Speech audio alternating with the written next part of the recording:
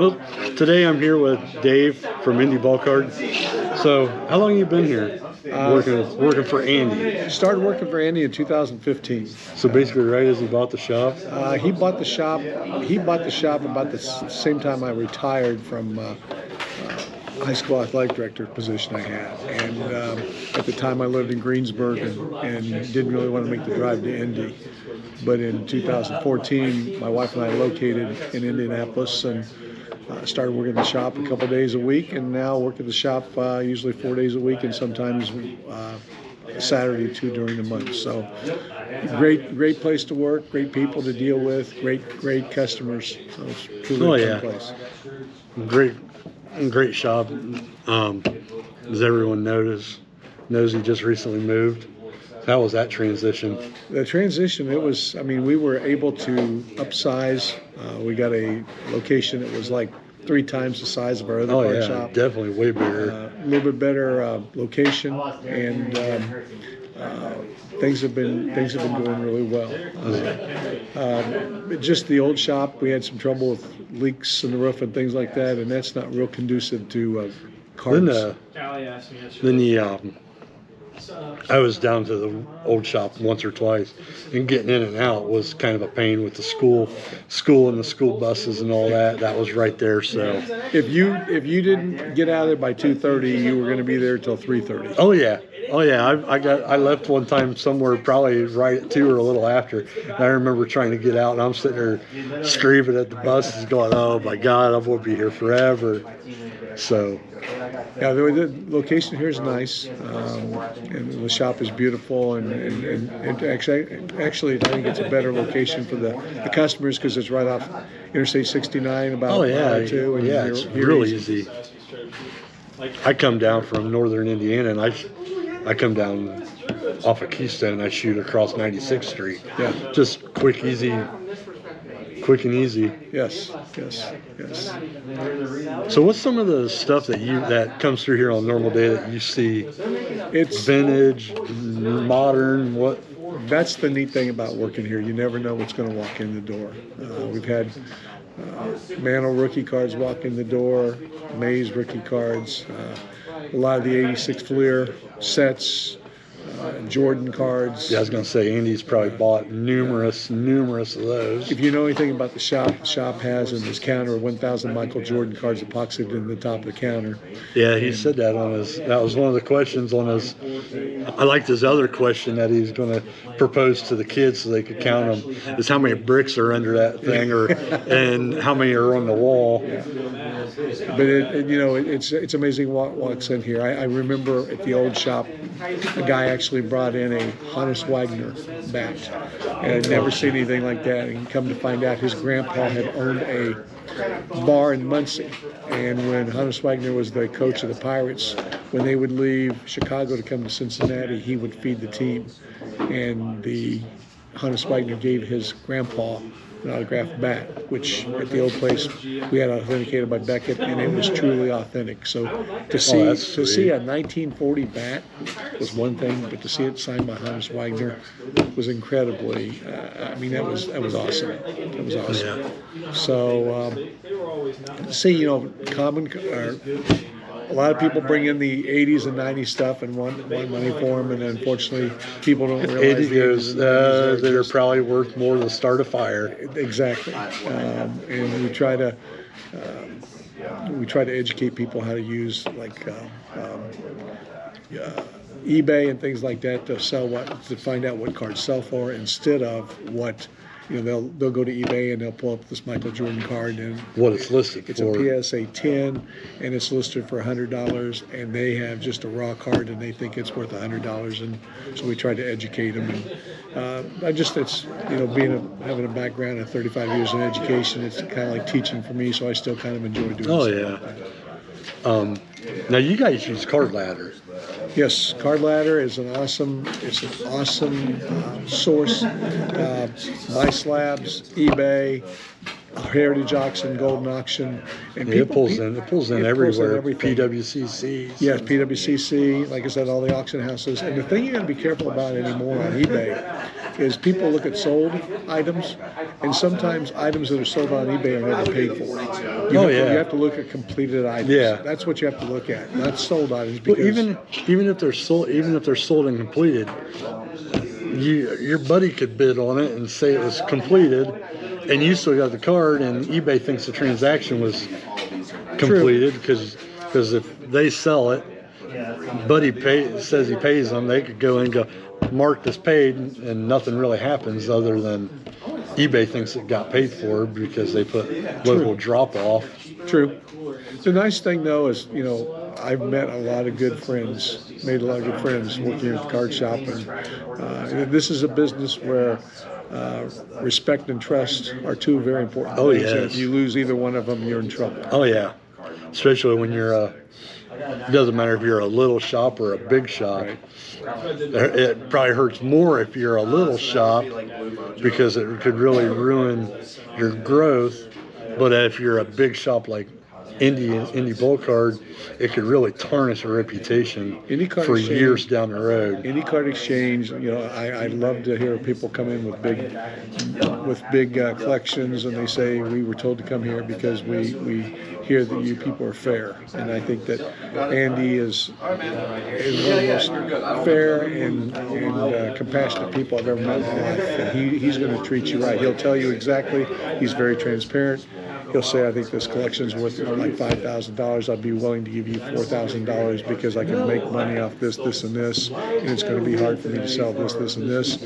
And people like that transparency, being upfront with them. So. Yeah, I brought in two big sales last year to him of my stuff. One in July or August. Yeah. About 4 or 5 weeks right before the second Midwest Monster in October, and I had a one of them Zion 4-row cases, and ended up walking out with only about half of it left, and it really wasn't what I was expecting to sell that day. But guess what? Hey, when someone goes, hey, I'll take this, and I'll give you this, and this is what I think it's worth, what it's worth. You really can't do much. And I looked at him whenever he bought it. I said, Andy, you're really killing me right before the Midwest Monster. He goes, hey, starting fresh is always a good thing. Sometimes he's very fair. He's as fair as they come, and I think everyone at the shop here is very knowledgeable and dealing with cards, and we're good with dealing with people, and we have a lot of nice people. And the kids club here is outstanding. We have like 500 to 600 kids in the kids club, and we have some good giveaways. And the nice thing about the kids club is it's free. If people want to know how to get their kids in the kids club, all they have to do is come in the shop, and we'll direct them how to do that. Yeah.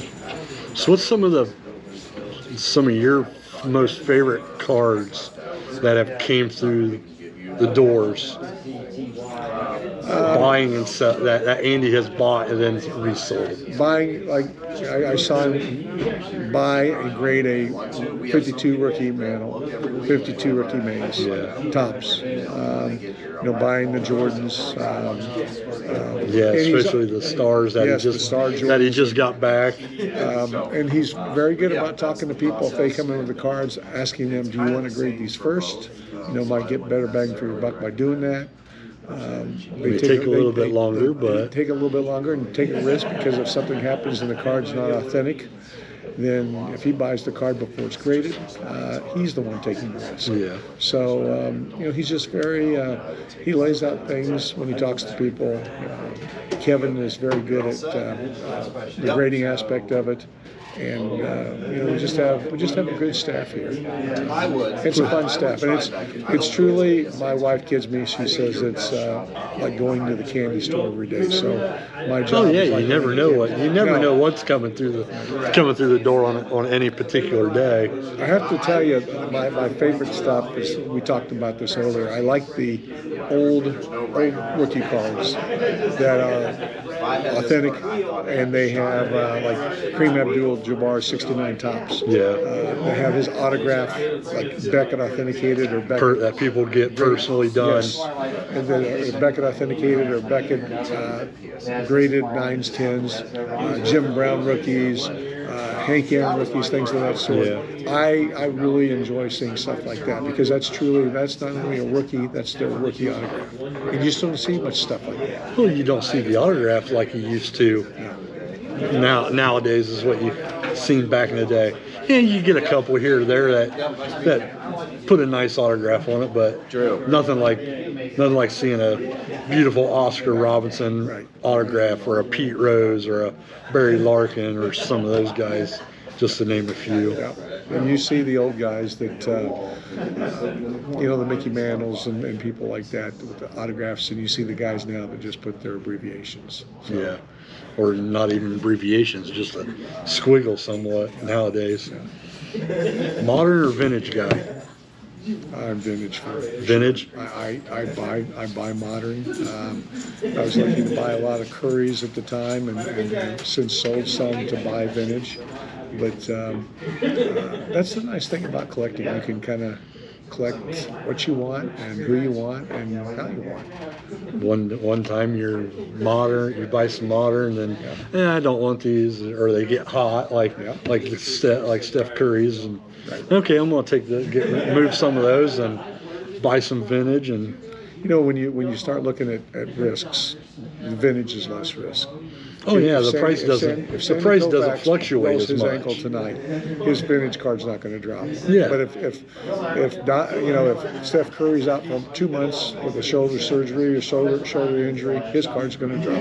Well, for example, is the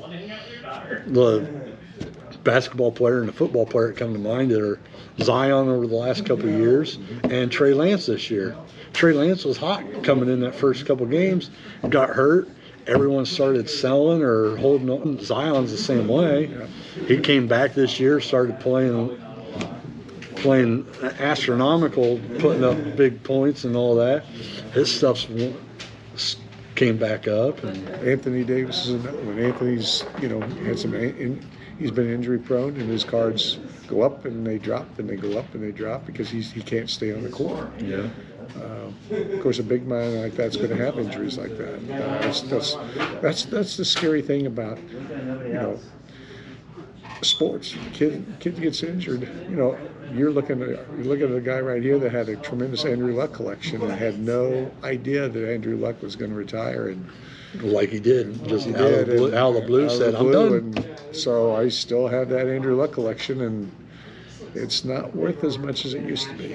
Yeah. So, but that's the neat thing in card collecting, any kind of collecting. You can collect who you want, and you can, you can invest, collect.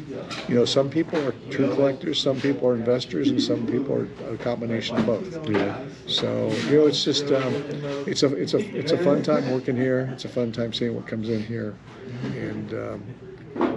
There's always something that makes the day unique. Yeah. So let's switch it to the newer stuff with we've talked about this off camera a little bit about the Topps Chrome debacle this year.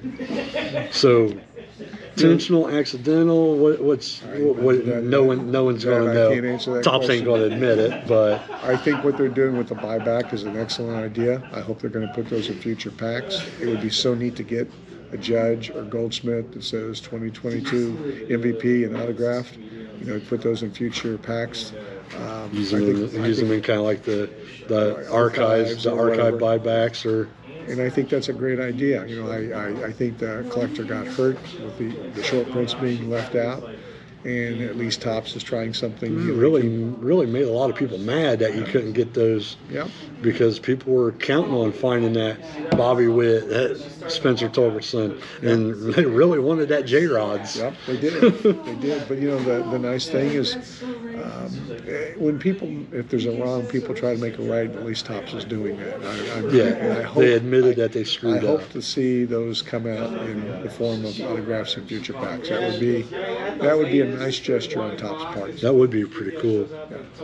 Now, some of these ones that don't make it, that people aren't cashing in, think the price of those are going to be more sought after. You think the price on some of those are going to be higher since I have no idea. I have no idea. I know judges' cards, rookie cards were all over the place when he was close to breaking the record.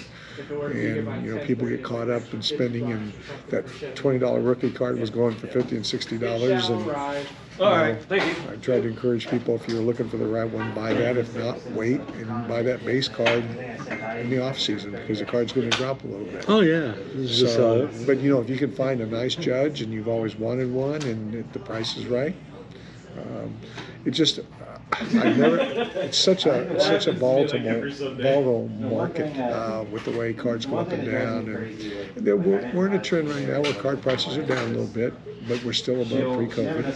oh yeah. And the way I look at it, and the way a lot of people look at it, it's a great time to buy. So I try to find positives in situations and not always dwell on the negatives. And you know, right now, the neat thing I see is we got a lot of young kids involved in card collecting, and I love seeing Oh yeah, there's guys setting up some of the shows here last year and a half, 2 years.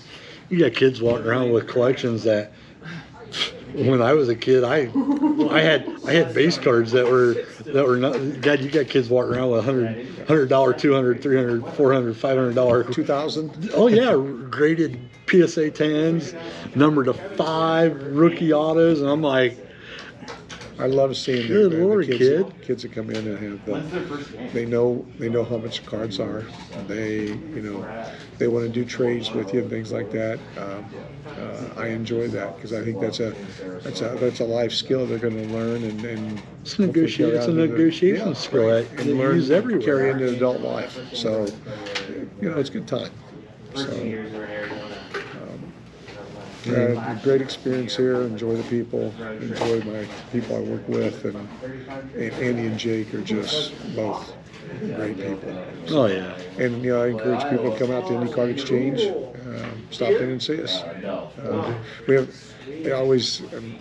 kind of amused at the grandpas and grandmas who come in and have been in a card shop for 30 years, and they think a box is $40, and they're shocked that now a pack is $40. $40 pack, not a $40 box. So, but